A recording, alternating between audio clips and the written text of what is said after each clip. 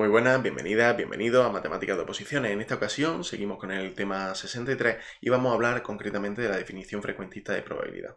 La definición frecuentista de probabilidad se basa en la idea del límite, la idea de que, bueno, lo veremos más adelante, pero lo que se denomina ley de regularidad estadística. La ley de regularidad estadística nos dice que la frecuencia relativa de un suceso se estabiliza cuando el número de realizaciones del mismo crece hacia el infinito, es decir, cuando diverge, cuando crece indefinidamente. La definición frecuentista se define para un espacio muestral. Un espacio muestral, como ya hemos visto, lo definimos por la letra omega, un espacio muestral arbitrario, y donde se va a suponer que el experimento se puede realizar de forma infinita, las veces que queramos, bajo las mismas condiciones. De aquí viene el primero de los problemas.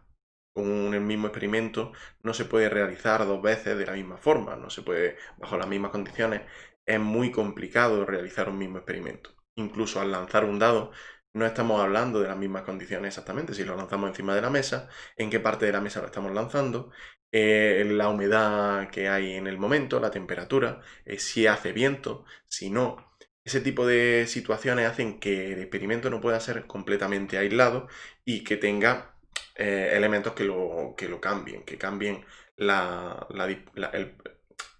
posibilidades. Si se realiza un experimento aleatorio n veces, se denota la frecuencia relativa con la que el suceso A tiene lugar en ese experimento, como f de A. Es decir, si realizamos, sería el espacio muestral,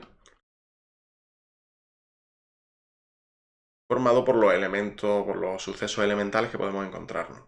Si un suceso A perteneciente a partes de omega, en el caso del dado podría ser, como hemos visto anteriormente, que obtengamos un número impar, un suceso cualquiera, se repite el experimento n veces, se repite el experimento n veces. Entonces, si seleccionamos todas y cada una de las veces en las que hemos tenido en las que hemos cumplido el suceso A y lo dividimos por el número de veces que lo hemos tenido, tendríamos lo que se denomina frecuencia relativa del suceso A. La frecuencia relativa del suceso A no es más que las observaciones del suceso A partido por el número de experimentos que hemos realizado. Observaciones del suceso A cuando se ha producido el suceso A partido por el número de observaciones que hemos realizado. Si ahora nosotros hacemos tender este número infinito, es decir, realizamos el experimento infinitas veces, entonces cuando llegamos a la idea de la definición frecuentista. Estamos definiéndolo mediante una frecuencia relativa. Esta es la frecuencia relativa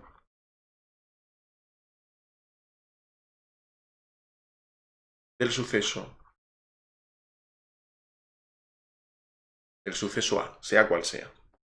Teniendo en cuenta eso, vamos a definir la probabilidad. Definimos la probabilidad. Vamos a dejar aquí la definición, la frecuencia. Definimos la probabilidad desde el conjunto de partes de omega a R. De nuevo hablamos de R y no de 0,1. Donde cada suceso de la sigma álgebra, en este caso es partes de omega, tiene la probabilidad de ocurrencia del límite cuando n tiende a infinito de f de a. Es decir, la probabilidad de a viene dada por el límite cuando n tiende a infinito de f de a, que es lo mismo que el límite cuando n tiende a infinito, que las observaciones de a, lo hemos puesto, lo pongo así, las observaciones de a partido por n.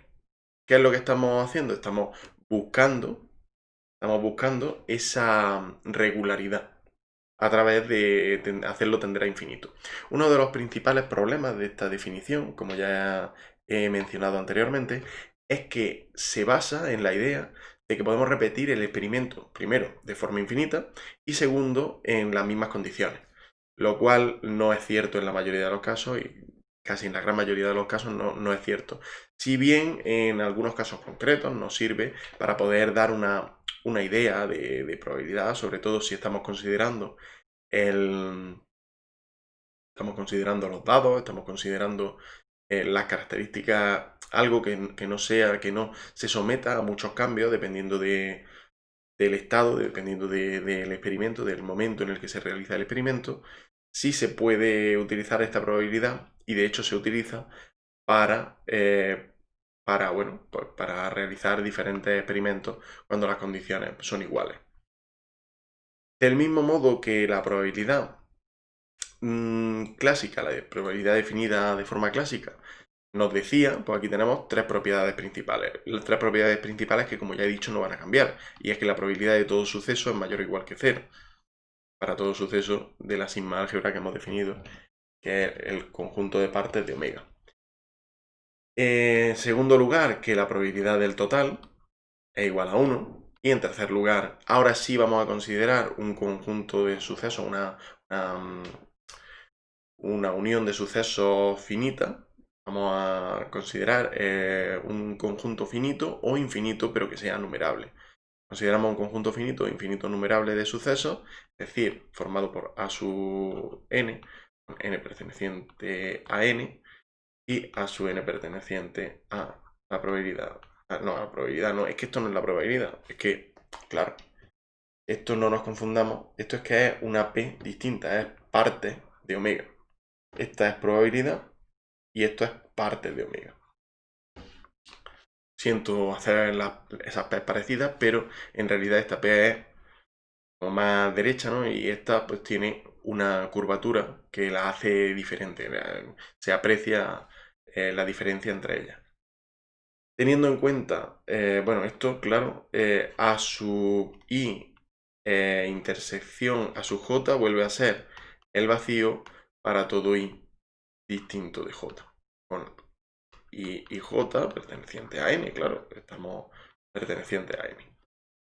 Con esto llegamos a, esta sería la base de la tercera propiedad, y con esto llegamos a que la unión, la probabilidad de la unión de igual a 1 de n, ya vamos a considerar la n, porque como vamos a hacerlo infinito, desde n igual a 1 hasta infinito, de a sub n es igual a la suma desde igual a 1, desde n igual a 1, perdón, hasta infinito, de la probabilidad de cada una de ellas.